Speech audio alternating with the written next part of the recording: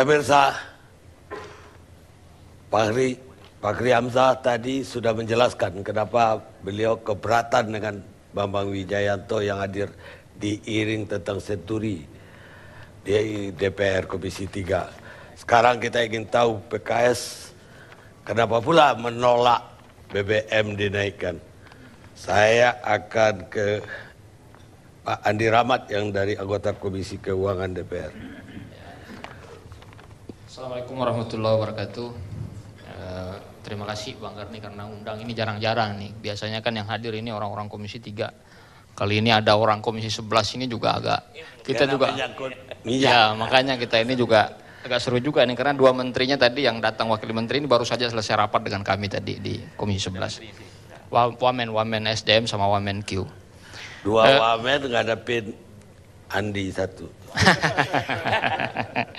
Jadi begini Pak ya, sebetulnya ini ada sejarah kita berhubungan dengan BBM ini. Jadi bukan kali ini saja kami nolak, tapi bukan tidak pernah kami mendukung kenaikan harga BBM ini.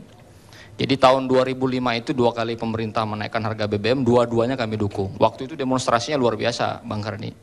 Demonstrasinya luar biasa. 2008, setahun sebelum pemilu, itu pemerintah menaikkan harga BBM juga ke 6.500 waktu itu, kita juga dukung. Kenapa sekarang musim berganti angin Ya, berubah? jadi sebentar. Jadi tahun 2012 kemarin itu kita sudah melihat bahwa memang ada persoalan yang jauh lebih fundamental yang mesti kita selesaikan berkaitan dengan kenaikan harga BBM ini. Kalau tahun 2005 sampai 2008 itu memang waktu itu pemerintah maju dengan proposal yang luar biasa bagusnya, gitu ya. Di antaranya saya mungkin kasih contoh yang paling sederhana ya, itu waktu itu pemerintah sukses dan saya kira itu juga dampaknya besar kepada pemilu 2009 ya. Waktu itu pemerintah berhasil untuk memigrasi penggunaan kerosin atau minyak tanah di dalam APBN yang besar sekali itu ke arah LPG 3 kg. Tetapi keseluruhan APBN kita itu menjadi baik, ada BLT tapi diiringi dengan pembangunan infrastruktur yang juga memadai. Nah 2013 ini agak lain begitu ya, 2012 dan 2013 ini agak berbeda. Berbedanya itu sama sumber masalahnya tekanan fiskal, tetapi cara penyelesaiannya menjadi berbeda. Karena kali ini kita berusaha mengatasi masalah hilir masalah di hilir, menjawab secara hilir padahal sebetulnya problemnya ada di hulu. Nah, apa problem hulunya itu? Problem hulunya itu yang pertama, saya bisa sebutkan secara sederhana ya supaya jadi bisa dipahami juga. Yang pertama adalah karena kita memang tidak mampu mengendalikan volume BBM bersubsidi yang melonjak sangat tajam. Besar sekali volumenya ini. Dan ini melawan logika yang justru disosialisasikan oleh pihak pemerintah. Pemerintah mengatakan bahwa subsidi ini digunakan oleh orang-orang kaya. Tetapi kenyataannya dengan membail out seluruh kebutuhan itu dan tercermin dari peningkatan volume, sebetulnya argumentasinya menjadi tidak sehat lagi begitu. Kalau mau disederhanakan, yang beli 6.500 tetap aja orang kaya. Sementara orang miskinnya tidak lagi memiliki kapasitas untuk beli itu. Kan begitu. Nah itu satu. Yang kedua, kalau kita perhatikan struktur dari APBN kita ini kan akhirnya masuk ke dalam situasi di mana kita tidak bisa bergerak apa-apa. Penerimaan pajak kita turun, padahal penerimaan perpajakan kita, waktu kita tetapkan pada APBN 2012 kemarin, itu seluruhnya berasal dari pemerintah. Estimasinya, sudut pandangnya, dan seterusnya itu berasal dari pemerintah. Kita cuma mengejas sedikit saja, karena kita melihat berdasarkan keterangan itu ada ruang yang bisa kita pergunakan untuk meningkatkan penerimaan pajak. Tapi kemudian ada koreksi 50-an triliun lebih kan begitu. Nah, lalu ada soal masa lalu juga yang kemudian ditransfer ke sekarang ini, ya. Soalnya itu misalnya ada utang kita kepada Pertamina 20 triliun lebih yang mesti dibayar sekarang ini. Dan ini kan jadi soal-soal yang menurut saya mestinya bisa diselesaikan andai kata semenjak 2012 kita warning kepada pemerintah itu melalui penolakan kita dengan memberikan pasal yang bersyarat besar begitu, andai kata itu dilakukan, kemungkinan besar kita tidak akan masuk dalam jebakan APBN yang seperti sekarang ini. Saya mau menunjukkan bahwa sebetulnya ya Bank Indonesia juga sudah mengakses secara makro. Jadi saya nggak mau pakai data yang di luar data pribadi ya, saya pakai saja lembaga yang lebih independen misalnya ya. Prospek perekonomian 2013-2014 itu sudah dibuatkan oleh BI, itu mereka mengatakan begini, kalau tidak ada kenaikan harga BBM bersubsidi, dengan kenaikan harga BBM bersubsidi 2013 dan 2014 itu plus minus sama aja begitu. Jadi yang bedanya itu, kalau naik harga BBM bersubsidi sudah pasti akan ada penambahan orang-orang miskin yang baru. Dan jumlah orang miskin kita ini akan bertambah secara absolut, bukan cuma sekedar persentase saja. Kalau persentasenya mungkin akan kena 12%. Tapi absolutnya ini Pak Bang Karni ini yang betul-betul kita harus cermati betul-betul karena di dalam struktur orang miskin kita di Indonesia ini, yang paling bahaya sebetulnya yang disebut sebagai nirpur itu. Orang yang hampir jatuh miskin ini, yang kalau pakai kriteria Bank Dunia, kalau di televisi luar negeri itu mereka bilang orang miskinnya Indonesia ini 120 juta orang Pak, karena standarnya $2. Tapi kalau kita pakai standar 1,25 dolar, kita ketemu dengan orang-orang nirpur ini. Nah, ini yang jadi soal. Tetapi garis bawahnya kira-kira begini, kenaikan harga BBM kali ini tidak mampu memitigasi risiko APBN kita di masa mendatang. Itu aja intinya, Pak Karni. Ya, tapi kalau APBN kita tidak sanggup lagi atau bisa menyebabkan defisitnya mengancam perekonomian kita pilih yang mana? Jadi dua-duanya itu kan ini. Jadi kalau soal itunya ya provokasinya memang selalu begitu dalam pembahasan APBN. Saya kebetulan udah lumayan lah. Jadi benar ada kalaupun tidak naik APBN sebetulnya aman. Jadi ada catatan ya, aktual defisit kita itu selalu tiap tahun itu 1,7%. Waktu kita berdebat mengenai kenaikan harga BBM tahun 2012, pemerintah juga mengajukan argumentasi yang sama Pak, 2,45 kalau kita tidak naik waktu itu 2012. Dan kalau tidak naik di plus lagi dengan undang-undang perimbangan keuangan pusat daerah, maka dia akan tembus angka 3%. Kenyataannya juga enggak, kan begitu. Nah, yang ada juga anomali Pak. Setelah itu kan ada anomali. Sebetulnya masalah kita ini kan begini. Ada anomali yang saya sebut anomali dalam sistem APBN kita ini. Kita ini kan selalu defisit Pak. Selalu mengatakan defisit. Tapi di akhir tahun itu juga kita selalu punya saldo yang gede. Saldo begitu, saldo akhir sisa anggaran lebih kita itu juga selalu besar. Seingat saya dari tahun 2005 malah pernah sampai 90 triliun itu. Jadi ini juga menurut saya ya ada banyak persoalan. Ya saldo itu kan bisa berarti aparatnya tidak bekerja dengan sempurna. Ya itu salah satu variabel Pak. Jadi begini, jadi kalau kita bicara estimasi, kita bicara perakiraan, maka sebetulnya perakiraannya juga shaky gitu loh. Jadi kalau kita pakai dasar itu saja, sosialisasi yang dilakukan itu sebagai satu cara untuk mengatakan bahwa kita mesti setuju kepada subsidi BBM ini, maka kita juga akan masuk ke dalam jebakan yang sama dong. Berarti kita juga mendukung sesuatu yang sebetulnya basis argumentasinya masih bisa kita perdebatkan kan begitu. Ya, tapi kalau semua departemen dan semua partai politik yang ada kecuali PKS, mungkin juga nanti PDIP mengatakan kita memang harus naik. Bagaimana kita mengadu logikanya antara dua partai yang tidak setuju dengan 8 partai yang setuju. Jadi sikap politik ini kan pertimbangannya bukan sekedar menang kalah Pak ya. Kalau bagi kami itu, yang penting itu adalah bahwa ini kita buka secara keseluruhan apa yang menjadi problem fundamental di dalam APBN kita ini. Di antara problem fundamentalnya seperti yang saya sebutkan tadi, juga ada satu masalah serius juga, dan ini sudah lama di warning sama teman-teman di Bank Indonesia. Apa itu Pak? Ini inflasi ya di Indonesia atau kenaikan harga ini persisten di dalam sistem kita ini disebabkan oleh karena antara demand, permintaan dengan pasokan, supply-nya itu nggak pernah nyambung Pak.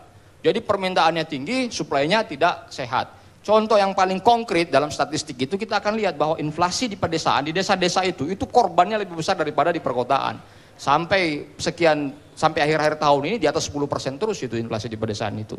Jadi kalau kita bicara soal dampak kenaikan BBM ini ya ini kita bisa bayangkan ya yang kena itu siapa itu langsung bisa tergambar gitu. Itu risikonya. Benar ada berapa defisit APBN kalau tidak naik? Kalau dalam hitungan kita sih itu kira-kira sekitar 2,6% sampai 2,7%. Berapa kalau dirupiahkan? Itu angka pastinya saya belum bisa sebutkan ya karena kita masih ada pembahasan. Jadi begini, ini kan posturnya lagi diselesaikan ya, karena ini kan posturnya mesti pakai mesin Pak. Kita baru selesai tadi dengan Menteri Keuangan, kita dapat penerimaan pajak kira-kira tambahan itu sekitar 5,5 triliun. Tadi malam itu pemerintah ngaju 6,2, saya dengar putusnya 6,3%. Inflasinya 7,2 tapi ada fraksi yang dorong 6,0%. Ini semua nanti kita masukkan ke dalam satu basket, lalu kemudian itu kita hitung, kelihatan posturnya Pak, baru bisa kita hitung. Tapi perkiraan saya, ini estimasi kasar saja dari feeling Pak ya, intuisi itu sekitar 2,6 sampai 2,7%. 2,6 sampai 2,7%. Dan saya yakin bahwa sebetulnya nggak akan habis itu. Itu 2%, 2,1% juga masih memungkinkan terjadi. Baik, bagaimana dengan situasi kedudukan PKS di Setgap? Mungkin Bu Fakri yang bisa jawab. Iya, makasih Bang Karni. Ini kan keputusan pemerintah mau naikin BBM atau enggak ini kan belum. Ya. Bahkan saya dengar ini ya, ada bisikan jalanan. Katanya Pak SBY juga ragu-ragu gitu mau naikin ini. Ya. Yang saya dengar bukan Pak SBY ragu-ragu naikin. Ragu-ragu memberhentiin 3 menteri dari PKS. Ya kalau itu judulnya sama kan, ragu-ragu begitu ya. Cuma begini, sebelum masuk ke koalisi, saya terus terang sangat tertarik tadi dengan wejangan budayawan kita ini ya. Pak Sujiwo Tejo tadi wayang yang saya kira mau semalam suntuk ini. Tema besarnya itu kan tadi beliau melihat atau memotret ada kegalauan kolektif yang sedang terjadi di masyarakat kita. Ya. Nah menurut saya kegalauan kolektif ini itu akibat 2 hal Bang Karni. Yang pertama adalah karena kepemimpinan yang lemah. Dan ini kepemimpinan di semua level ya. Dan yang kedua adalah akibat kebijakan yang tidak tegas. Nah 2 hal inilah yang membuat orang akhirnya mengalami kegalauan. Birokrasi mengalami kegalauan, partai politik mengalami kegalauan, masyarakat pun juga mengalami kegalauan. Saya ambil contoh kasus sederhana begini. Ini nyambung Pak Andi tadi ya. Di dalam Undang-Undang APBN 2013, dan ini rangkaian dari dulu perdebatan mau naik BBM yang gak jadi 2012, itu kan akhirnya sudah dinyatakan. Ada satu klausul bahwa kewenangan untuk menaikkan harga BBM bersubsidi itu diserahkan sepenuhnya kepada pemerintah. Ya, kalau saya jadi presiden Bang Karni, ya saya pakai kewenangan itu. Iya kan? Karena itu otoritas yang dijamin oleh undang-undang. Jadi perlu lagi menanya PKS. Ya, nah sekarang begini. Gitu. Ketika ada rencana dari pemerintah ingin menaikkan harga BBM bersubsidi, lah kenapa kok dibawa lagi ke DPR? Kalau dibawa ke DPR artinya bola ini dimasukkan ke dalam satu ruang, di situ ada proses politik. Proses politik itu orang bisa setuju, bisa tidak setuju, tergantung argumentasinya. Nah sekarang kita sedang berargumentasi, kita sedang membedah pandangan-pandangan, lalu ada yang melihat, loh kok PKS pandangannya berbeda, kok PKS kajiannya berbeda. Lalu kenapa kok kebijakannya belum turun, keputusannya belum turun, sudah teriak-teriak soal koalisi. Sudah diberi stempel, wah ini nggak patuh, ini nggak loyal, oh ini munafik dan segala macam. Apakah kemudian memang koalisi yang kita bangun ini adalah satu ikatan untuk mematikan akal sehat? Oh kalau itu kami lawan. Apakah koalisi itu menjadi satu forum untuk membuat kita tidak boleh berbeda di dalam proses pembahasan? Kalau itu yang terjadi, nah itu yang kami lawan. Jadi kalau judul YLC malam ini itu sudah benar setengahnya. PKS melawan, tapi belum lengkap Bang Karni. Ya, jadi PKS melawan kebijakan yang bertabrakan dengan akal sehat. Kira-kira begitu. Ya? Di TV cuma 2 kata cukup. Makanya saya lengkapi tadi. Jadi seharusnya dia naikkan sendiri saja pemerintah. Tidak perlu lagi dibawa ke DPR. Kalau undang-undang APBN begitu. Nah cuma kan pemerintah ini bawa lagi, tetapi kan proposal yang diajukan ini adalah proposal BLSM, bantuan langsung sementara untuk masyarakat. Yang kalau itu disetujui atau tidak disetujui, nanti konsekuensi lanjutannya pada soal kenaikan harga BBM. Tapi nanti biar itu jadi bagian Andi Rahmat lah yang menjelaskan. Nah, yang saya sayangkan begini, tadi kan yang diminta oleh Andi Rahmat ini, rencana menaikkan harga BBM bersubsidi ini kan menyangkut hajat hidup orang banyak. Kalau ini terjadi inflasi sebagaimana sinyalemen Gubernur BI ya, yang dulu mantan Menteri Keuangan ya, itu kan mengatakan kalau dinaikkan sekarang, ini inflasi akan meroket. Kenapa? Sebentar lagi mau bulan puasa, sebentar lagi mau lebaran. Lebaran tuh banyak, habis lebaran, tradisi masyarakat tuh banyak yang kawinan, banyak yang sunatan dan seterusnya. Setelah itu Idul Adha.